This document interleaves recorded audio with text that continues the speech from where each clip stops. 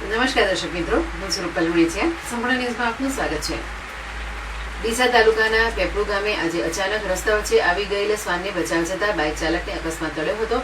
અકસ્માતમાં બાઇક સવાર બે યુવકોને ગંભીર ઈજા પહોંચતા સારવાર માટે ડીસાની સરકારી હોસ્પિટલમાં ખસેડાયા હતા. ડીસા પંથકમાં રખડતા પશુઓને કારણે થતા અકસ્માતોમાં દિન પ્રતિદિન વધારો થઈ રહ્યો છે, જેમાં આજે અચાનક રસ્તા વચ્ચે શ્વાન આવી જતા બાઇક સવારને અકસ્માત ટળ્યો હતો. પેપળુ ગામે રહેતા ભગાભાઈ બબાભાઈ વાલ્મીકી તેમના સંબંધી સાથે બાઇક પર જઈ રહ્યા હતા અને પેપળુ ગામે સરકારી દવાખાના પાસેથી પસાર થઈ રહ્યા હતા ત્યારે અચાનક રસ્તા વચ્ચે શ્વાન આવી જતા ચાલકે સ્ટીયરિંગ ઉપરથી કાબુ ગુમાવતા બાઇક સ્લીપ ખાઈ ગયું હતું અને બાઇક સાથે બંને યુવકો રોડ પર પડકાતા ગંભીર ઇજાઓ પહોંચી હતી.